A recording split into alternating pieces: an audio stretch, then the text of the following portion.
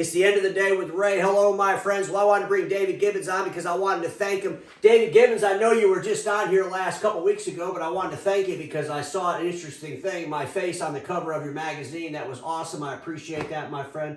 You know, we couldn't help but do it, Ray.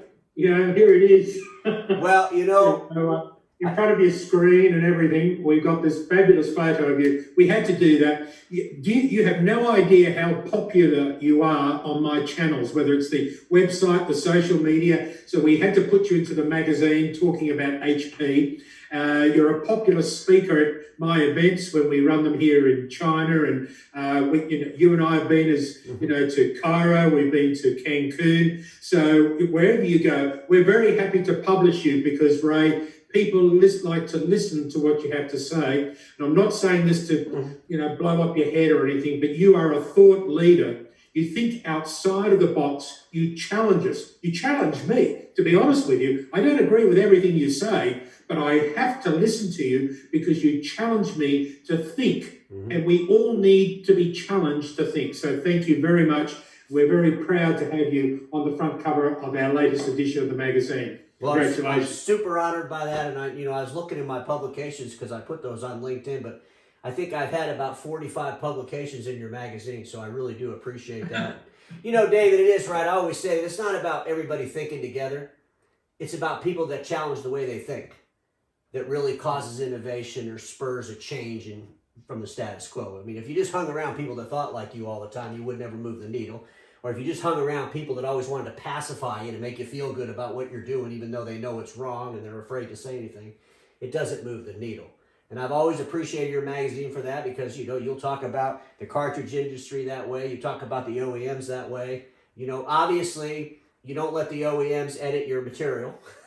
You just say what you feel is the best thing to say, or maybe you have a writer that says something and you're just not afraid to publish it. So me as a writer and a content creator, I truly do appreciate that. And so it's great, But here's the big news, and we don't have to spend all day on this, but man, Ricoh, what do they say? They're going to move more digital. I did a video today on the subject, but it's interesting too because a lot of these OEMs have so many different products that they do and sell and service. I mean, Ricoh's into, they're doing video cameras that are used in outer space.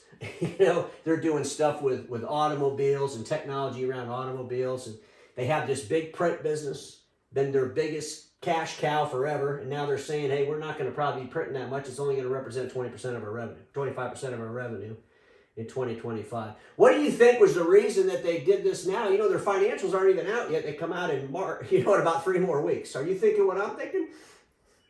Well, we don't know what's in those financials, but I'm sure they do. This may be a very interesting marketing ploy. I mean, I think you've mentioned that in the video, and I have to agree with you. I think, it certainly stirred up the stock exchange and got some great excitement there because people realise that this pandemic has brought a lot of change and it's pushed us a lot more quickly to think about what we do when it comes to printing and accessing information and all the rest of it. So they were ahead of the curve in the sense they came out and said, look, it's not going to all be about hard copy paper in the future. We have to go digital, and everyone got excited, as they should do.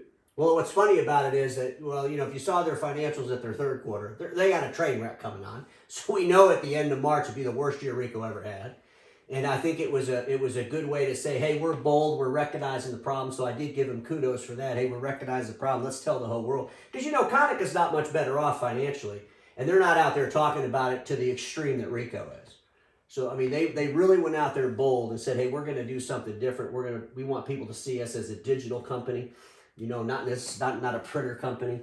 And so there should be some excitement. I questioned some of their aspirations on my video today or yesterday. I explained a little bit about some of those aspirations. I wish them good luck, but they got a long road to hoe. And I think the whole industry in general, as they move from print and print-centric business models to offering those other deliverables, they can't take for granted those print relationships because it's just two different deliverables.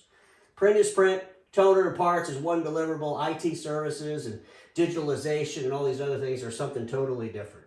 So it'll be interesting to see how that pans out. Have you heard any rumors on the other side of the world regarding the OEMs? There's always rumours going on, Ray.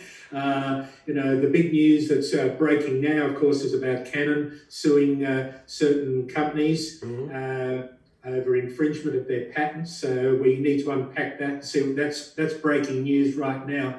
So it's going to be interesting to see what is going on there, because we still don't really know what HP are up to. And I know you're keeping a close eye on that. I mean, that's one of the reasons why we've published this article in the magazine this time here. Here's your article in here referring to the Trojan horse. Trojan horse, and we do. I listened to your interview with Alex, my fellow Australian, who is very concerned about handing over all this data to an OEM, whether it's HP or whoever.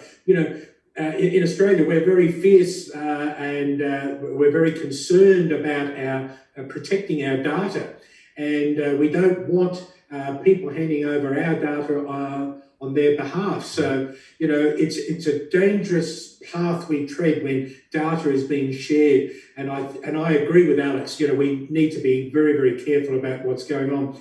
So there's plenty of information going on, and I'm interested to see what Xerox is up to. There's a lot going on. What we need, Ray, is people like yourself who are thought leaders. I was initially very excited about Rico because they were not afraid to make a bold decision. We need boldness. We need leadership right now.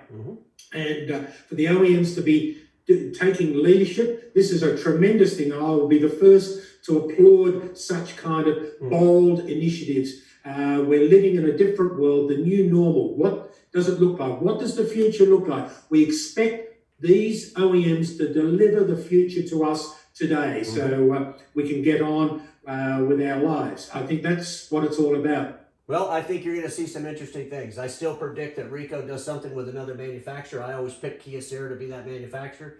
They're saying it's going to represent 25% of their revenue in the year 2025. Maybe they just get out of the print thing altogether, pawn it off on another manufacturer, take a little bit of ownership in that while they develop all these other strategies. So there will be, and we have to have consolidation. Everybody knows that, so it'll be interesting to see where that goes. I'll have to get on my magic board and start making some predictions again. But David, I appreciate... I want to see some predictions. The space is overcrowded, too many OEMs for an industry that is, shrinking and consolidating and flattening out. In some areas, of course, in the world, it's booming. It's going. Where I am here in China at the moment, it's booming. And there's huge opportunities. But the market sector is much smaller, of course, than what it is in the USA or in Western Europe. So it's an interesting space to watch and see what's going to happen. But consolidation has to come. Nope, we all agree with that. Because, David, we all know this. I appreciate your time, my friend. I look forward to having you back on, because status quo is the killer of all that will be invented. Don't get stuck in status quo. We'll see you all tomorrow.